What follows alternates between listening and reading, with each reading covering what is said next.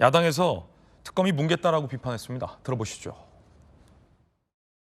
특검은 윤 본부장의 진술을 지난 8월에 확인하고도 4개월 동안 뭉개고 있다가 어제서야 경찰 국수본에 이첩했습니다. 7년이라는 정치자금법 공소시효 끝나려면 이제 한 달여밖에 남지 않았습니다. 누가 봐도 전재수 장관 구하기를 위한 특검의 편파적인 플레이입니다. 그러면 특검이 왜 이랬을까? 왜 이랬을까? 관련해서 저희 채널A가 의미 있는 단독 보도를 했습니다. 함께 보시죠. 민중기 특검이 수사 대상이 되나? 반문했다는 거예요. 일선 수사팀에서는 수사 보고서를 작성했고 뇌물죄 적용 가능성을 보고했다는 겁니다. 일선 수사팀 입장에서는 수사하고 싶겠죠. 수사해야 된다고 생각했겠죠. 당연히 보고했겠죠. 그걸 보고받은 민중기 특검. 수사 대상이 되나? 검토 지시. 내부 의견이 엇갈리며 사건 이첩도 늦어졌다.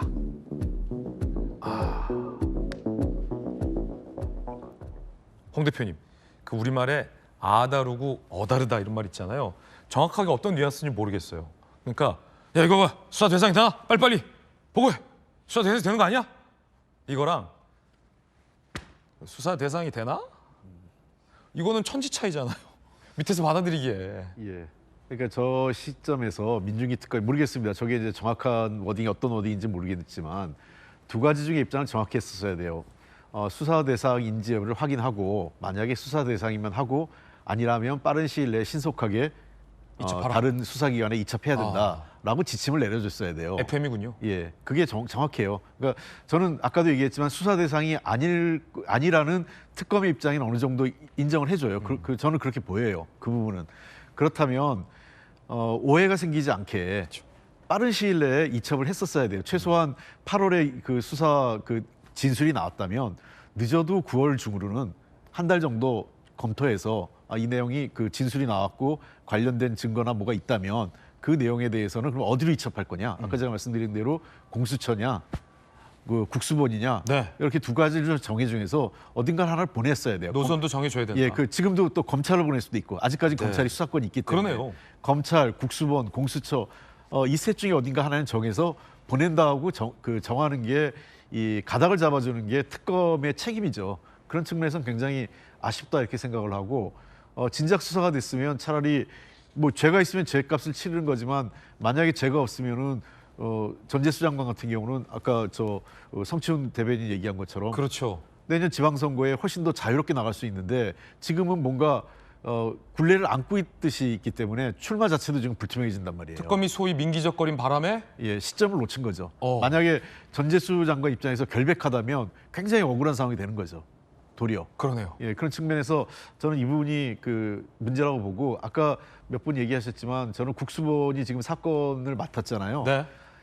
정말 수사 잘해야 됩니다. 왜냐하면 내년에 9월 이후에 중수청이 만들어지는데 사실 모든 수사권, 1차 수사권이 경찰로 집중됩니다. 이 사건이 내년도에 만들어지는 중수청을 제대로 수사할 거냐. 네. 이게 검경 수사권 조정부에 따른 수사기관 개혁이 정말 제대로 잘한 거냐를 판가름하는 중요한 잣대가 될 거예요. 그런 그렇군요. 측면에서 국수본은 눈치 보지 말고 이미 대통령께서도 엄정하게 여야를 가리지 않고 엄정하게 수사라는 거는 사실상 그린라이트 준 거예요. 마음껏 하라고. 그렇다면 제대로 수사해서 의혹이 있으면 의혹이 있는 대로 지휘고하를 지휘고하를 막론하지 않고 의혹 있는 사람은 반드시 그거에 대해서 책임을 묻고 또 결백한 사람에 대한 결백을 밝혀줘야 되는 거죠. 그렇게 잘해서 이 사건이 납득이 돼야만 내년 9월 이후에 중수청도 원활하게 네. 국민적 동의를 받을 수 있다고 생각합니다. 그렇군요. 김광삼 변호사님, 어제 저희 돌직구쇼에 출연한 정혁진 변호사가 대장동 항소 포기와 통일교 수사 포기가 닮아 있다라고 논평 주셨는데 듣다 보니까 정성호 법무장관이 3번씩이나 신중하게 판단하세요라고 말했던 대목과 민중기 지금 특검이 이게 수사 대상이 되나? 라고 반문했던 대목이 비슷한 건 아니냐라는 주장도 야당 일각에서 나오고 있습니다. 김광삼 변호사께서 아까 민중기 특검의 직무유기다라고 강하게 비판하는 개인 의견 주셨잖아요. 이 반문하는 이 장면은 어떻게 보십니까? 아니 뭐 닮아 있죠. 그 전형적인 민중기 특검이 정체성이 어떤 거냐. 굉장히 현 정부, 현 여권의 편향적이라는 걸 드러낸 거예요. 특검의 가장 중요한 건 뭐죠? 공정성과 독립성 아니에요? 이 공정과 독립성을 완전 내팽개친 게 바로 민중이 특검이다 이렇게 볼 수밖에 없어요. 그리고 뭐 일반 경찰이나 검찰이 수사할 뇌물죄까지 수사한 특검이 이 엄청난 사건을 우리는 수사 권한이 없다. 특검법의 대상이 아니다. 이거 자체가 말이 되지 않는 거죠. 그런데 지금 지금 전에 이제 정교 분리, 정교 유착권 관련해서 재단을 해산해야 한다는 얘기가 나왔잖아요. 그러면 정당을 해산하면 정당과 유착 관계에 있는 종교 재단을 해산하면 이 종교 재단과 유착 관계에 있는 정당은 어떻게 해야죠? 정당 해산하는 거 아니에요? 그 원리에 의하면 어떻게 유착이 됐는데 유착된 한쪽만 해산하고 한쪽은 해산 안 할 수 있겠습니까? 그러면 지금 나온 상황이 다 사실인 걸 전제로 한다고 한다면 국민의힘 해산해야 하고요. 민주당도 해산해야 하는 거예요. 그래서 종교재단의 해산의 어떤 근본적인 거에는 국민의힘의 어떤 해산에 대한 그러한 생각이 좀 깔리지 않느냐 저는 그렇게 생각하고 지금 굉장히 민주당이 조용해졌죠. 아무 소리도 나오지 않고 있어요. 이렇게 조용한 적이 있습니까? 여권 된 다음에 아마도 이것이 이제 어떻게 불똥을 튀냐 이렇게 보고 있는 것 같은데 지금 2차 특검 하자고 계속적으로 얘기하지 않았습니까? 뭐 종합 특검 한다고? 네. 2차 종합 특검 하는 게 좋을 것 같아요.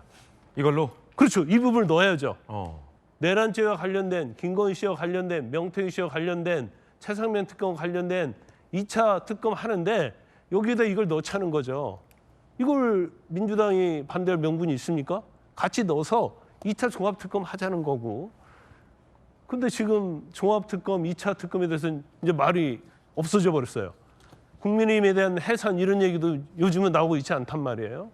그러면 결과적으로 따지면 이제 누가 누구를 나무랄 수 있느냐 이런 상황이 된 거예요. 네. 적어도 통일기와 관련해서는. 만약에 2차 종합특검이 추진된다면 그 특검으로 김광선 변호사를 추천합니다. 절대 사양합니다. 알겠습니다.